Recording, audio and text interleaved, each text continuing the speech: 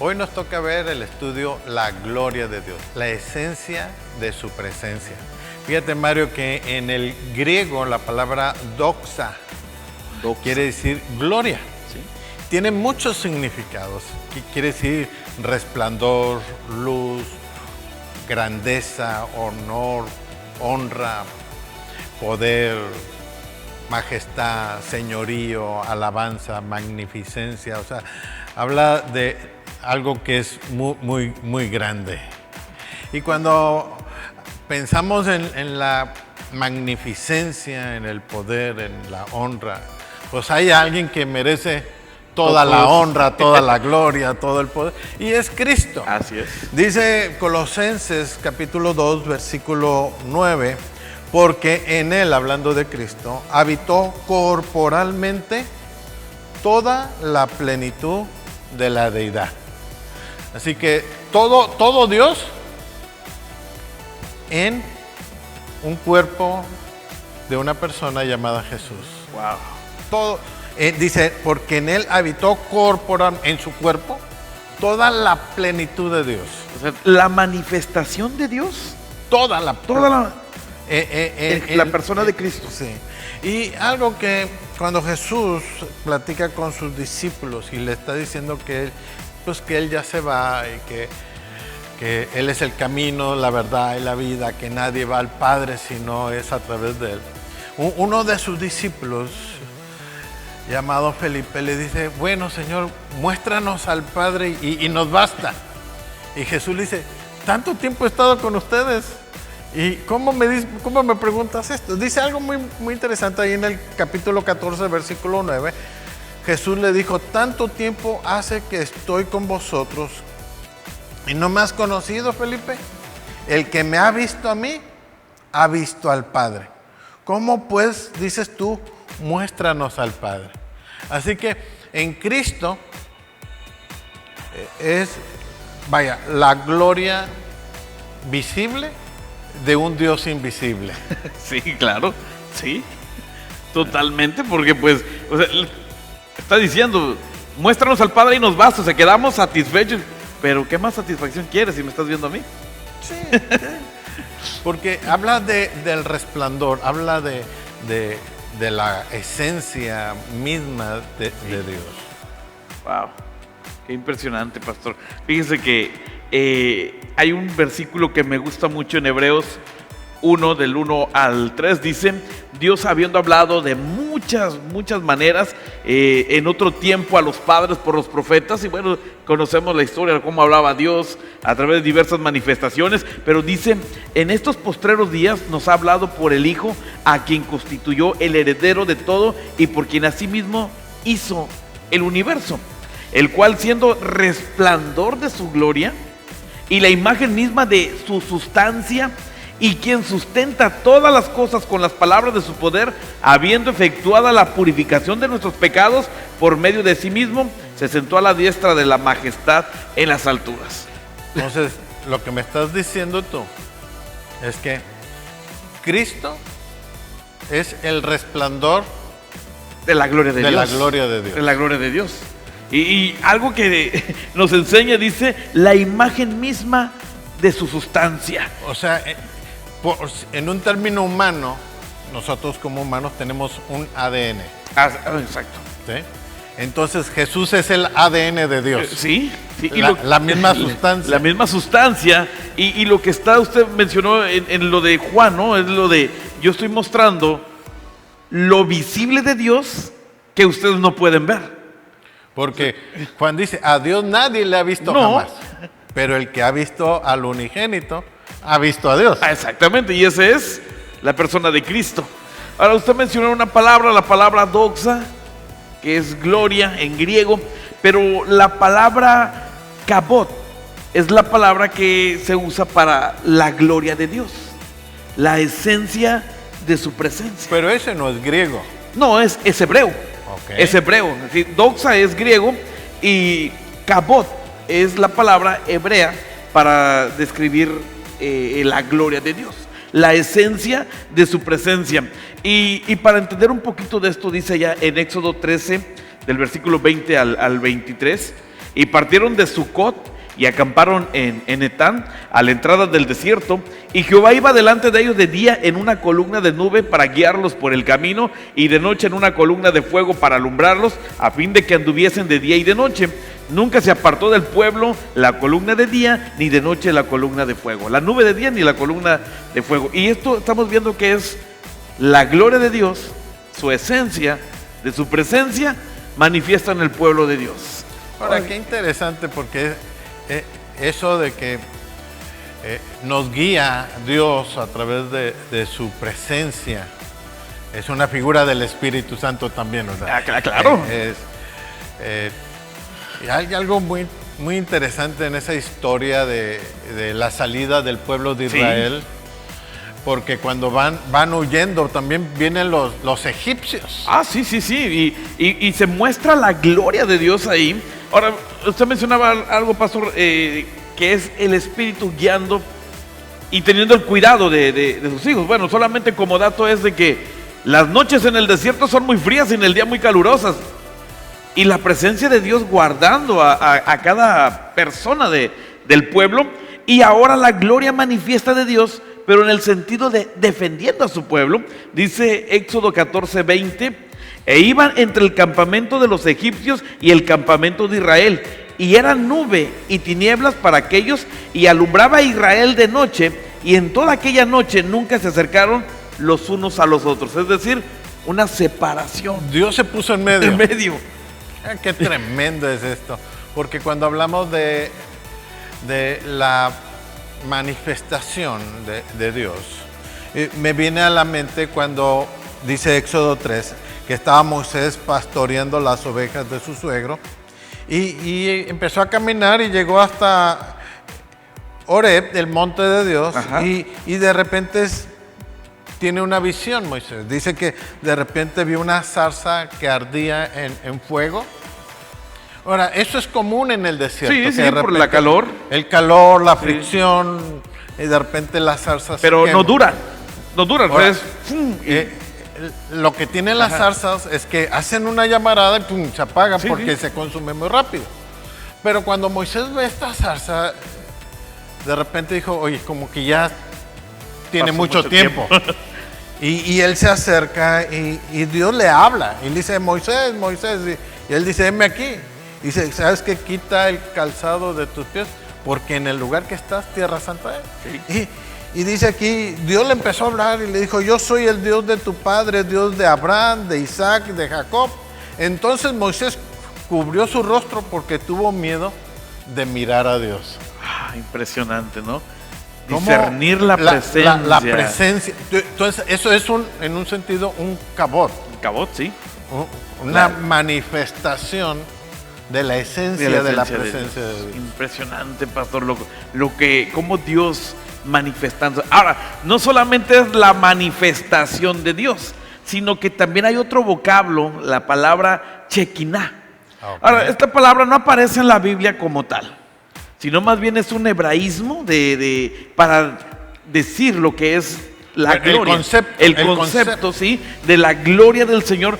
Lo que quiere decir Shekinah es algo como Él hizo morada con la gente, con el pueblo, ¿no? Y una forma muy clara es pues la manifestación en el tabernáculo. Cuando descendía el fuego y todo ello. Dice Éxodo 40, 34 al 38, hablando del tabernáculo. Entonces una nube cubrió el tabernáculo de reunión y la gloria de Jehová llenó el tabernáculo. No podía Moisés entrar en el tabernáculo de reunión porque la nube estaba sobre él y la gloria de Jehová lo llenaba. Y cuando la nube se alzaba del tabernáculo, los hijos de Israel se movían en todas sus jornadas, pero si la nube no se alzaba, no se movían hasta el día en que la nube se alzaba, porque la nube de Jehová estaba de día sobre el tabernáculo y el fuego estaba de noche sobre él, a vista de toda la casa de Israel en todas sus jornadas. ¡Ay, qué impresionante! Impresionante. Pero fíjate, Mario, que antes de que la gloria de Dios habitara en un tabernáculo, el mismo Moisés se atrevió a decirle a Dios, Señor, muéstrame tu gloria. Y el Señor le dijo, ¿sabes qué? Aquí cerca de mí hay una hendidura en la peña, aquí te voy a esconder, porque un hombre no puede ver a Dios. No. Nuestros ojos carnales, este cuerpo terrenal, corruptible, no está diseñado para contemplar la grandeza de Dios. No, para nada. Muere cualquier persona. Incluso, pastor, cuando el mismo Señor Jesús resucita y María Magdalena lo quiere tocar, dice, ¡Ey! No me toques, porque no he sido glorificado. O sea, no puedes tocarme porque no puedo llevar contaminación delante del Padre. Y lo que usted está hablando es algo impresionante. Entonces, Dios le dice, ¿sabes qué? No vas a ver mi rostro, pero vas a ver mi espalda, en un sentido. Con eso me conformo. Y cuando Dios mete a Moisés en la roca hendidura, y Dios empieza a pasar, Dios empieza a proclamar su grandeza. Y dice, Jehová, Jehová, Jehová, Jehová fuerte, misericordioso, piadoso, que guarda misericordia, sí, que es lento para la ira, que perdona la iniquidad, el pecado, la rebeldía, que, bueno, también no toma por inocente a aquel que es culpable, pero que visita la maldad de los padres sobre los hijos, hasta la tercera y cuarta. Entonces, en un momento, entender la esencia de Dios es comprender los atributos de Dios. Sí, sí.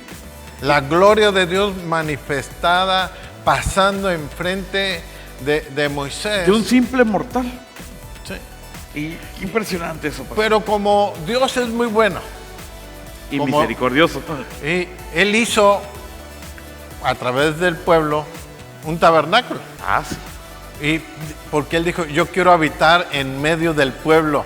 Entonces, si uno ve un diagrama, el templo estaba en medio. Al norte había unas tribus, al sur había otras, al este y al oeste. Así que el templo estaba en medio, porque Dios quería estar en medio de su pueblo. Sí, eso es lo que es Shekinah, habitar entre ellos. Y dice Crónica, esto es para entender otro poquito, pastor, porque aquí solamente es en el tabernáculo, que era una tienda donde Dios habitaba, pero en Crónicas, el segundo libro de Crónicas 7:1, cuando Dios le permite a Salomón levantar el templo. Y bueno, dice la historia que era un templo glorioso, pero dice, cuando Salomón acabó de orar, descendió fuego de los cielos y consumió el holocausto, las víctimas, y la gloria de Jehová llenó toda la casa. No podían entrar los sacerdotes a la casa del Señor, porque la gloria de Jehová había llenado la casa. Y cuando vieron todos los hijos de Israel descender el fuego y la gloria de Jehová sobre la casa, se postraron sobre sus rostros en el pavimento, adoraron, alabaron a Jehová, diciendo, porque Él es bueno y su misericordia es para siempre. Ahora, qué importante, porque eso es la palabra Shekinah. Shekinah. Porque Él se hizo morada entre el pueblo, ¿verdad? Sí. Y esa figura del tabernáculo es la misma en un sentido que la del templo. Exacto. Porque en la esencia misma de Dios, muy reflejada en esa nube de su presencia, era tan densa que no podían ejercer el oficio. Los sacerdotes, sí. O sea, no podían, porque Dios lo estaba llenando todo. Ahora, hay algo que muy lamentable, porque cuando el pueblo de Israel entra a la tierra prometida por medio de Josué, ajá, y Josué conquistó la gran mayoría del territorio, faltaron algunas ciudades, algunos pueblos, que era ya responsabilidad de cada tribu. Pero surge el tiempo de los jueces, donde se levantan caudillos, tratar de medio conquistar la tierra, y entre la rebeldía de los hijos de Israel y la visitación de Dios al levantar un juez. El último de los jueces es Samuel. Y hay una historia muy interesante en el primer libro de Samuel, porque el templo, el tabernáculo, ciertas cosas del tabernáculo se situaron en Silo. Ajá. Y ahí en Silo los, los israelitas venían a adorar a Dios y Dios se manifestaba ahí y había la presencia de Dios con milagros. Bueno, precisamente Samuel nace de un milagro. Sí, sí, ahí de una oración de intercesión, y Dios le hace el milagro a Ana y nace Samuel. Pero los hijos de Eli se portan mal, eran impíos trabajando como siervos de Dios, haciendo lo incorrecto, así que Dios desecha a Silo y caen en batalla los hijos de Israel, y mueren en batalla los hijos de Eli. Pero los filisteos se llevan el arca de Dios, y al llevarse el arca de Dios, cuando vienen y le dan la noticia a Eli, y una de sus nueras estaba ahí escuchando, Eli muere, se cae, se desnuca, muere, y en un mismo día muere el suegro, el esposo, el cuñado. Pero Eli dice, la gloria de Dios ha sido llevada. Y viene la palabra Icabod, donde fue llevada, fue quitada la gloria del Señor. Y ese mismo concepto es el que ve el profeta Ezequiel. En su libro dice que de repente él ve que la nube de la gloria de Dios abandona el templo. Wow. Pero en oración, buscando la presencia y Dios dándole revelación, manda una palabra profética y dice que un día va a volver la nube de la presencia de Dios a visitar al pueblo de Israel. Viendo eso, pastor, viene a mi mente la historia de Isaías, el llamado que él tiene. Porque la gloria del Señor, por un lado, en nuestra vida debe traer un impacto vaya, lo vamos a ver más adelante lo que dice Pablo, ¿no? La gloria del Señor provoca en nosotros un reflejo del Señor. Pero Isaías hace algo que a mí llama mi atención, porque en el capítulo 5 dice, hay de aquellos que la noche la hacen día, hay de aquellos que a lo bueno le llaman malo, hay de aquellos que andan en la bebida, y hay de aquellos como levantando un juicio. Pero en el capítulo 6 ya no dice hay de aquellos, sino hay de mí, que soy hombre muerto, porque siendo hombre de labios inmundos estoy viendo la gloria del Señor. Y es una gloria manifiesta en el mismo en el templo, que no solamente le permite ver eso, sino también ver los serafines, los querubines volar. O sea, impresionante la gloria manifiesta del Señor. Ahora, cuando hablamos de la gloria del Señor, dice el apóstol Juan, dice el capítulo 1, versículo 14 de su evangelio, dice, y aquel verbo fue hecho carne y habitó entre nosotros. Y hay un paréntesis, después dice lleno de gracia y de verdad. Pero entre el paréntesis da una explicación porque Jesús estaba lleno de gracia y de verdad. Porque dice entre paréntesis, y vimos su gloria, gloria como la del unigénito del Padre. Wow. Yo me imagino esto, cuando Juan estaba escribiendo esto, es que cuando vio a Jesús hacer milagros, al convertir el agua en vino, al sanar leprosos, ciegos, cojos, mudos, y aún resucitar muertos, multiplicar los peces y los panes, caminar en el agua. En el agua, sí. Él llegó a una conclusión, que esa gloria manifestada en Jesús es como si Dios hubiera tenido un hijo. Porque dice, vimos su gloria como la del unigénito Hijo del Padre. Wow. O sea, ese hombre llamado Jesús es el Hijo de Dios. Impresionante, pastor. Entonces, así como llegó la nube de la presencia en el tabernáculo, así como llegó la nube en el templo, Así, Juan dice, así vimos su gloria en Jesús. Esa gloria que lo llena todo, que lo cambia todo. Porque en Jesús, dice, después cuando lo invitan a las bodas de Caná, dice que Jesús hizo este milagro, capítulo 2, versículo 11. Este principio de señal, este es el primer milagro, dice Juan, que hizo Jesús en Caná de Galilea. Dice, y manifestó su gloria. Y sus discípulos creyeron en él. Al ver el milagro, sí. Al manifestar su gloria, impresionante. Entonces, cuando estamos hablando de la gloria de Dios y de la esencia de su presencia, lo único que queremos es que la gente crea en Dios. Lo que dice Pablo ahí en la segunda carta a los Corintios, pastor, él empieza a hablar un poquito acerca de Moisés, ¿no? Cuando se mete a la presencia de Dios y sale con el rostro iluminado. Sí. Y Pablo dice, bueno, esa gloria que tuvo Moisés se iba a desvanecer, es lo que Pablo está diciendo. Pero luego él dice y establece esto en la segunda carta a los Corintios 3, 17, 18, y dice, porque el Señor es el Espíritu, y donde está el Espíritu del Señor, allá hay libertad. Eso nos queda claro.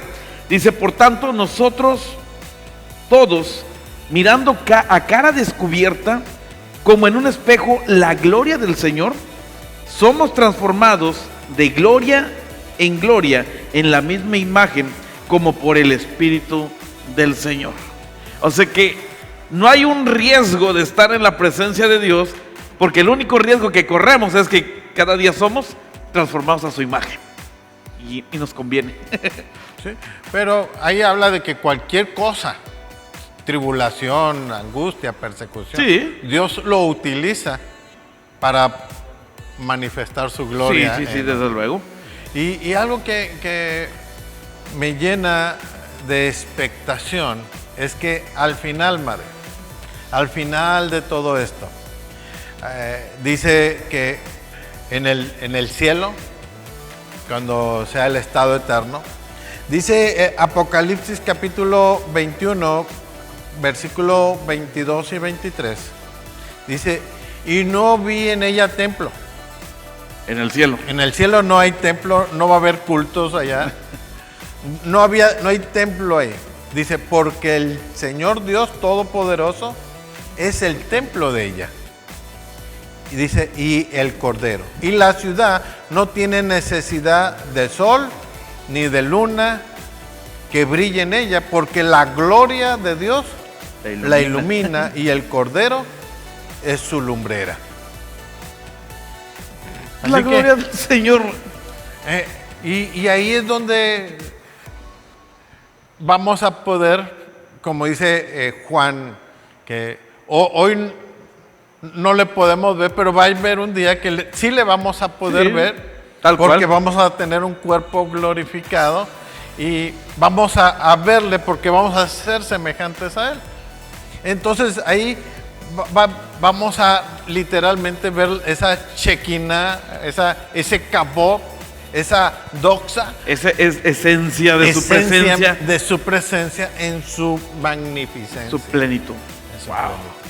Impresionante. Y eso nos debe de llenar de gozo, de esperanza, de que un día, Jesús dijo, un día los voy a llevar a la casa de mi Padre, voy a preparar lugar para ustedes, para que donde yo esté, también ustedes vosotros. estén. Wow, es impresionante. Y esto solamente es lo mismo que hicieron los discípulos. Al ver la gloria en los milagros, creyeron en Él. Y es lo que hoy en día nosotros debemos reaccionar igual. Al estar viendo a través de las líneas de la Biblia, cada uno de los milagros que el Señor ha hecho, bueno, es creer en Él. Es el propósito de Jesús venir a este mundo. Al mostrar la gloria del Padre es que nosotros reaccionemos a la gloria del Señor. ¿Cómo? Creyendo en Él, ¿no? Como nuestro Salvador personal.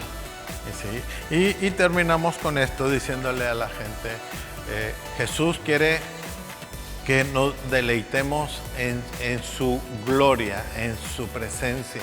Cada vez que nosotros nos metemos en oración, lo encontramos en la palabra, nos identificamos al mostrar el amor de Dios, su Espíritu Santo viene con un poder y transforma nuestro corazón.